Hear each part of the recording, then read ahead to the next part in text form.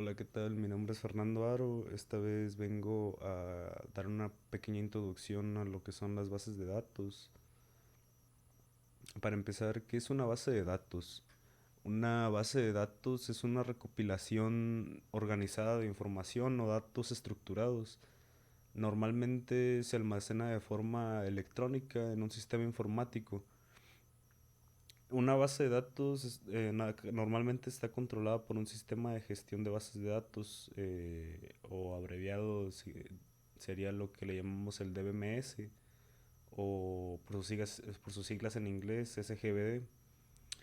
En conjunto, los datos y el DBMS junto con las aplicaciones asociadas a ellos reciben el nombre de bases de datos. Los los tipos de datos más comunes de bases de datos en funcionamiento actualmente se suelen utilizar como estructuras de filas y columnas en una serie de tablas. Esto para aumentar la eficacia del procesamiento y la consulta. Así se puede acceder, gestionar, modificar, actualizar, controlar y organizar más fácilmente los datos. La mayoría de las bases de datos utilizan un lenguaje de consulta estructurada o abreviado SQL para escribir y consultar los datos. A nosotros, ¿para qué nos sirven las bases de datos? Una base de datos nos permite almacenar un gran número de información de una forma organizada para su futura consulta, realización de búsquedas, nuevos ingresos, modificación, etcétera. Todo esto lo permite realizar de una forma rápida y simple desde una computadora.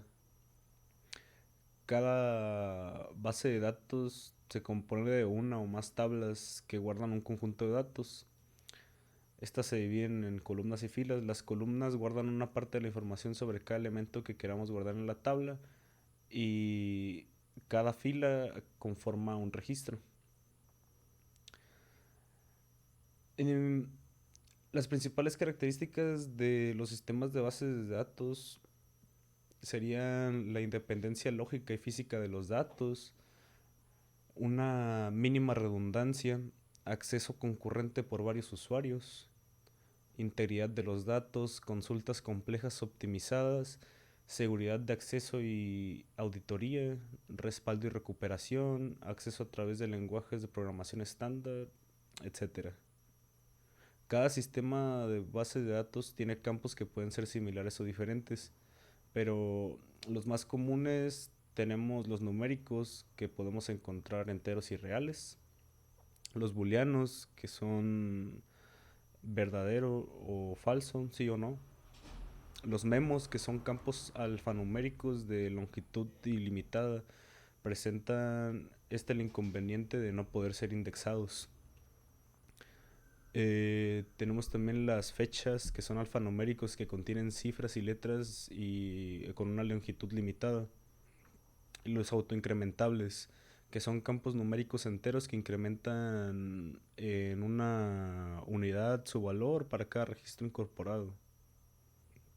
Existen diferentes maneras de ordenar y organizar la información para que ésta sea más accesible. Nosotros pues debemos elegir la estructura que mejor se adapte a nuestras necesidades. Los tipos más comunes serían las bases de datos jerárquicas, que construyen una estructura, pues como su nombre lo dice, jerárquica, que tiene un orden de donde hay un jefe y así consecutivamente. Y nos permite una estructuración muy estable cuando gestionamos una gran cantidad de datos interrelacionados. También están las bases de datos en red, que estas derivan de las jerárquicas, pero mejoran la gestión de datos redundantes, manteniendo su rendimiento en consultas de datos. Tenemos las bases de datos transaccionales, que están diseñadas para el envío y recepción de datos a grandes velocidades y de forma continua. Su único fin es la recepción y envío de información, pero la gestión de almacenamiento o redundancia están fuera de su propósito. Y tenemos las bases de datos relacionales, que son las más utilizadas en aplicaciones reales. La información se almacena siempre haciendo referencia a otra, por lo que se facilita la gestión y su uso por personal no especialista. En este modelo, el lugar y la forma donde se guarda la información es secundario. Y también tenemos las bases de datos orientadas a objetos, perdón.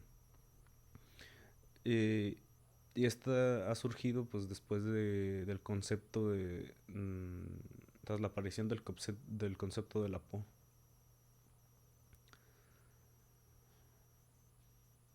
Em, Como siguiente subtema tenemos cómo guardar la información en una base de datos. Para esto tenemos, eh, pues, cómo se guarda la información. Pues para empezar, las computadoras funcionan con dos tipos de memoria a largo y corto plazo. Que la memoria a corto plazo es controlada mediante una memoria de acceso aleatorio, mejor conocida como RAM. La memoria RAM tiene como función principal el procesar y recordar las acciones de una computadora mientras está activa. La computadora distribuye los datos a distintos volúmenes de almacenamiento de acuerdo con el tipo de datos, de la misma forma que nuestro cerebro comparte las memorias a largo plazo según el tipo de memoria. El almacenamiento masivo de información es un producto desarrollado con distintos tipos de tecnología, ya sea mecánica, electrónica, magnética o híbrida, que tiene capacidad de almacenaje, escritura y reescritura de bits, con el fin de obtener y almacenar la información de algún usuario, organización, institución, quien esté utilizando la base de datos. Y los dispositivos de almacenamiento que tenemos, pues actualmente tenemos algo muy común que es el almacenamiento en la nube, que es el espacio de almacenamiento que se comparten distintos y muy potentes servidores. Se ubican en diferentes puntos y para su uso se requiere de aplicaciones, exploradores, autenticación y acceso a la web.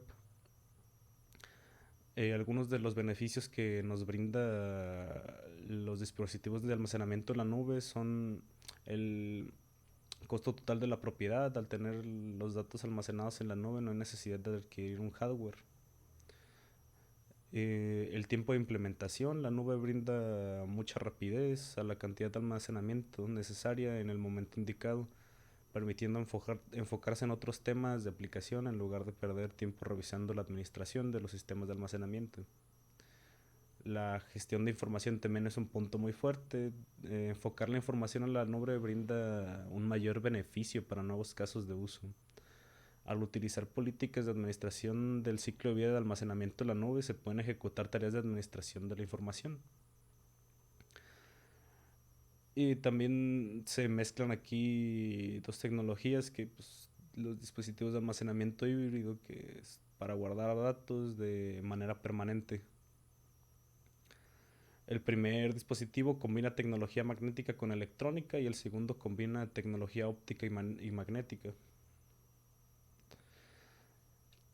Que es Dentro de este subtema tenemos el almacenamiento primario y secundario. El almacenamiento primario tiene la capacidad de guardar datos de forma temporal, ya que al ser desconectados de la energía se pierden todos los datos archivados. Y pues esto lo podemos encontrar en memorias tipo RAM.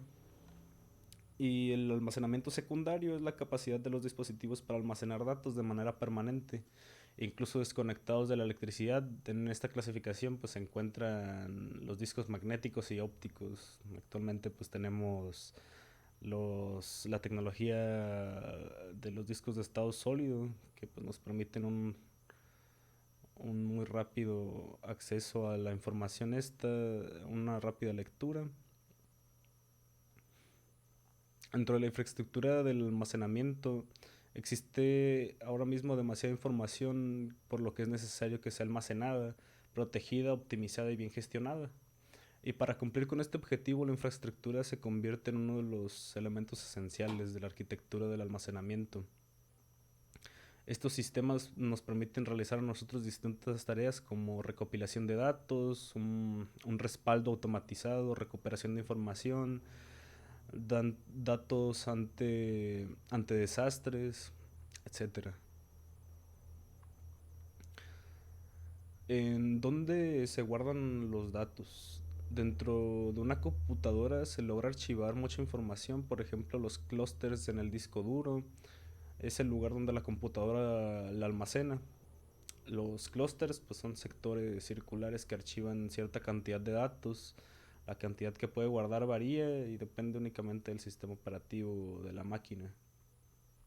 Existen opciones para resguardar los datos que se destacan, por ejemplo, los discos duros cifrados, el almacenamiento en la nube, copias de seguridad, gestores de contraseñas para datos sensibles. Y pues tenemos también dentro de esta información los tipos de datos que son almacenados. Que en los sistemas de almacenamiento se archiva diferentes tipos de datos de forma digital. Dentro de estos destacan pues datos personales de clientes, que de estos pues se debe comunicar de manera clara y precisa a los clientes la política de privacidad, que muchas veces, por ejemplo, pues, nosotros tenemos mucha información sensible en redes sociales y pues permitimos ahí que sea utilizada como les dé su gana. También dentro de esto, información sensible, pues se deben tomar medidas preventivas para la protección de los datos personales de los clientes. Brindar experiencias seguras. También tenemos datos financieros que pues entran también dentro de estos datos sensibles que aquí sí no debe haber errores, se deben cumplir con normas contables actuales y futuras. Debe ofrecer seguridad integral de los sistemas y brindar soluciones financieras. Pasando a otro subtema para no alargarnos más, tenemos qué es SQL y cuáles son sus 4 sentencias básicas, que pues tenemos insertar, consultar, actualizar y eliminar dentro de estas. Por ejemplo, en SQL tenemos las sentencias de añadir, en donde el usuario puede añadir columnas a una tabla solo si él mismo ha creado la tabla o si está autorizado específicamente para hacerlo. También dentro de estas sentencias tenemos la sentencia all, que generalmente es una subconsulta devuelve un solo valor. Sin embargo, es posible que una consulta devuelva un conjunto de valores. Con all, eh, esto se complementa cada valor del conjunto devuelto. Está alter table, que es para modificar la tabla solamente si el usuario que está utilizando esta sentencia ha creado la tabla o si está autorizado específicamente para hacerlo. La sentencia alter table especifica la tabla existente que ha de modificarse. Está la sentencia and, que puede seleccionar filas según múltiples condiciones conectadas mediante AND u OR. Está la sentencia any, generalmente una subconsulta dentro de esta devuelve un solo valor. Sin embargo, es posible que una consulta devuelva un conjunto de valores, así como lo habíamos visto con el all. Está el as, que puede utilizar una cláusula as en una sentencia select, que para denominar o redenominar una columna del resultado en una consulta. El nombre no debe estar calificado y no es necesario que sea exclusivo. También está la sentencia ABG, que es una función de columna que únicamente es válida en columnas que contienen datos numéricos. La sentencia between x and y puede recuperar datos de cada fila cuya columna nombrada en una cláusula where tenga un valor comprendido entre dos límites. La sentencia call, que para ejecutar un procedimiento almacenado desde dentro de una sesión de QMF, que QMF que no recuerdo qué significaba, pero era algo como... Query Management Facility, que QMF es un software de análisis empresarial. Eso es la información sobre QMF. La sentencia la sentencia commit aplica todos los cambios de base de datos que se han realizado durante el tiempo de trabajo que contiene la sentencia de confirmación. La sentencia count, que solo cuenta los valores no nulos. Por esto, el tipo de datos del resultado de la función count siempre tiene el atributo not null.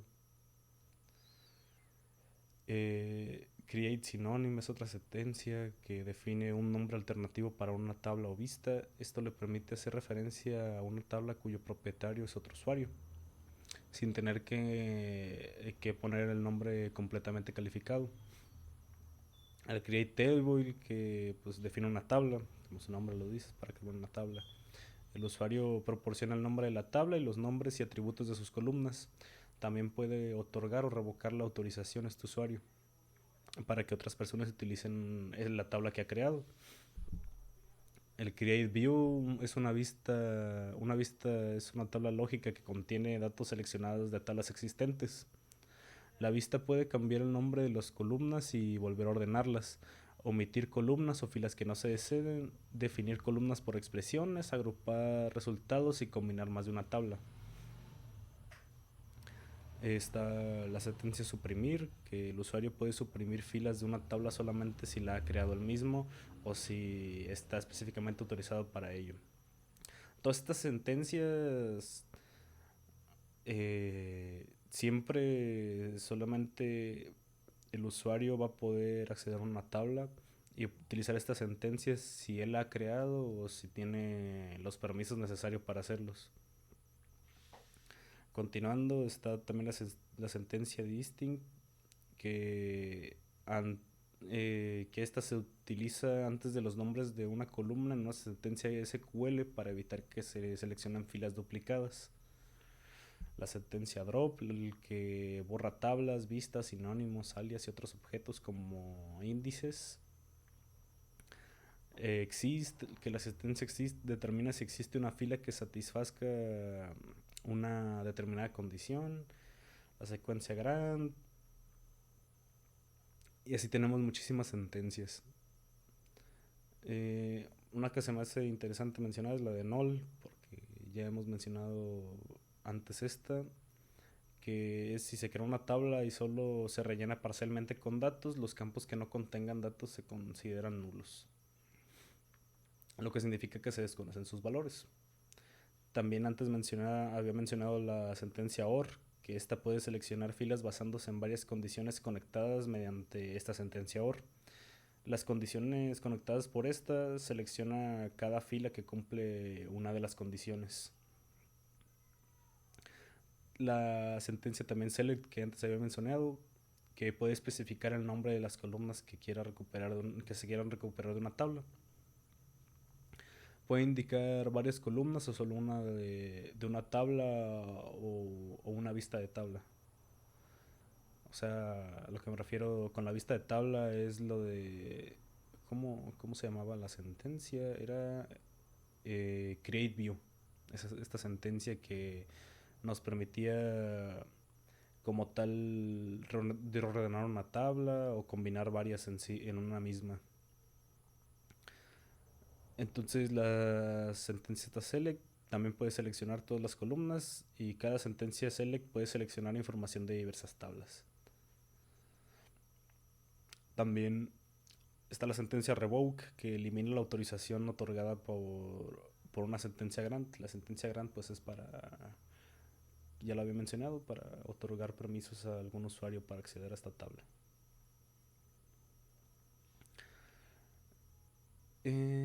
Continuando, también tenemos ya por último qué sentencias SQL necesito conocer para crear, modificar, destruir una estructura de tablas.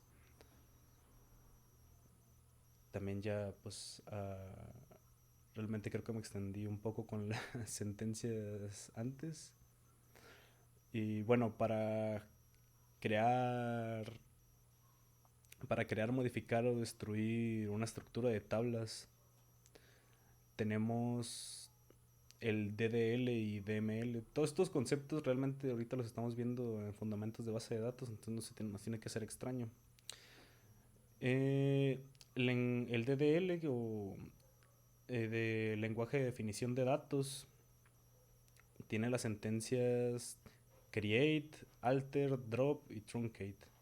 La de create es para crear objetos en las bases de datos, alter es para modificarlas, drop es para borrar objetos de la base de datos, o truncate es elimina los registros de la tabla, incluyendo todos los espacios asignados a los registros. Y tenemos el DML, que es el lenguaje de manipulación de datos, que está el select para obtener datos de una base de datos, el insert para insertar algún dato a una tabla, update para modificar datos ya existentes y el delete para eliminar todos los registros de la tabla. No borra los espacios asignados a los registros de delete, no como el truncate, que sí lo hace.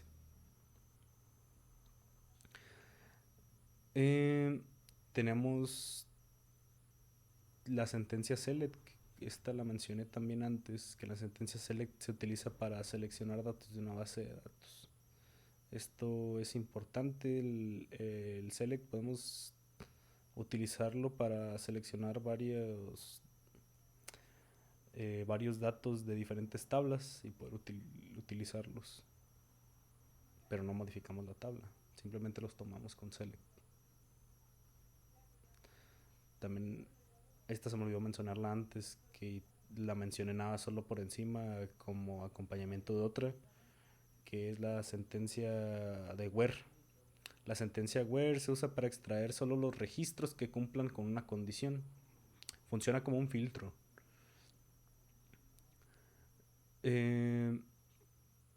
Pues esta lleva... ¿cómo se llama? Lleva el nombre de la columna y como tal la operación que vamos a hacer. Tenemos la cláusula o sentencia order by, que esta se utiliza para ordenar los resultados. Bueno, más bien es una cláusula. Se utiliza para ordenar los resultados a través de una o más columnas. Esta cláusula, la order by, ordena los registros de manera ascendente por defecto. Para hacerlo de manera descendente se puede utilizar una cláusula desc.